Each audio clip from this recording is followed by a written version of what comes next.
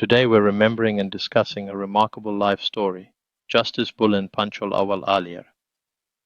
Born in 1950 in Baidit, deep in the Dinka Boer heartland, and rose to become one of the most respected legal minds in Sudan and South Sudan. Yeah, what's really striking is how early his journey into education began, starting in a bush school in the late 50s. That alone was rare for southern Sudanese kids back then. It's like he was charting his own path before most even had access. Exactly.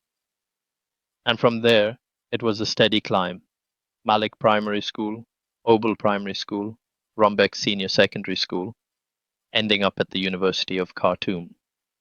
That LLB with honors wasn't just a degree, it was a ticket into spaces very few southern Sudanese had ever reached. And he didn't just stay in the legal profession. He became a presiding judge in Yambio. But then, this is where it gets wild. He walked away from the bench in '84 to join the SPLA. From robes to rifles. That's commitment. It's hard to overstate that move. I mean, who gives up that kind of career for a bush war? But he clearly believed in the liberation cause. He went from judge to SPLA captain after training in Ethiopia. And not just a fighter, he was one of the intellectuals in the movement. He actually had the guts to challenge John Garang directly on strategic decisions. That tells you something about his confidence and clarity of mind, right? And Garang valued that input. You don't get many stories like that, where disagreement inside a rebel movement doesn't end in marginalization. Bullen Panchol was rare in that way. He spoke truth even under pressure, though it wasn't without consequences. He was detained during those internal tensions in the 90s when Boer senior comrades were arrested, tortured, and some assassinated, like Justice Martin Major Guy. And yet, there's that story where Judge Bullen Panchol walked for miles to find mangoes for fellow Boer prisoners. That's compassion in the grimmest of moments. That part really stuck with me too. It's like Justice Panchol never let position or status override his humanity. Whether in uniform, a courtroom, or a prison camp, he stayed grounded. Then came the peace process. 2002 to 2005 was a huge pivot. Studying at the Max Planck Institute in Heidelberg in Germany and contributing to the Machakos Protocol. Again, he's not just following events, he's shaping and drafting every peace protocol. Totally. And when Garang tapped him for the Constitutional Court post CPA, that was history in the making. First South Sudanese judge on that bench in over 2 decades. Talk about symbolic weight. And also practical influence. From 2005 to 2010, he played a senior role in the national judiciary during the transition period. That couldn't have been easy, straddling the tensions of a country not yet fully divided. But once independence came in 2011, he seamlessly transitioned to serve South Sudan again, this time on the Supreme Court. For almost 7 years, and again he stood firm, even when politics crept into the judiciary. Which leads us to his resignation in 2018.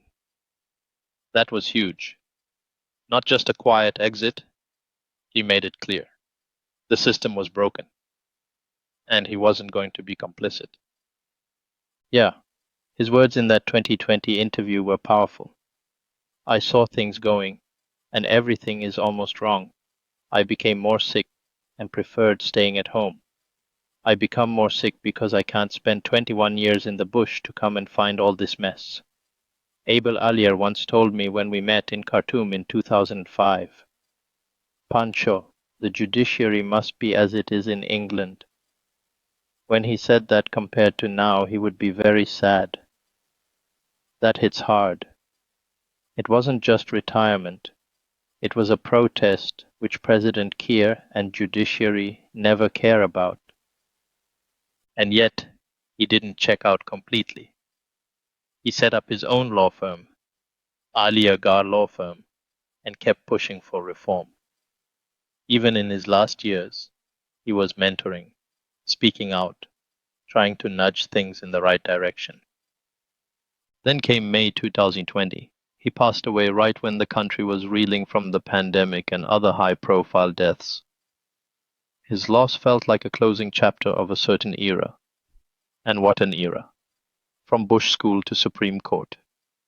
From the SPLA camps to constitutional drafting rooms, he wasn't just present, he was pivotal. What stands out most for you from his legacy? For me, it's his fearless integrity. Whether under Garang, Kiir, or during chaos, he stood for justice. And he didn't bend, that's rare. Same. Also his ability to blend intellect with service. He could write legal arguments in the morning and lead a battalion in the afternoon. That duality? That's something we don't see often. If there's one thing listeners should take from his story, it's that real leadership isn't about position, it's about principles. And sticking to them, even when it costs you. Absolutely. Justice Bullen Panchol's life reminds us that the struggle for justice doesn't end with peace treaties or independence declarations. It's ongoing, and it needs people who won't compromise.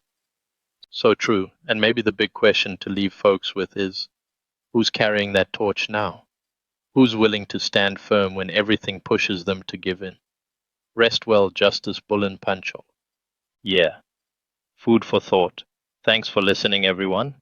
Until next time, stay curious, stay principled, follow Majok Wuchok, and subscribe to Make Talks YouTube channel.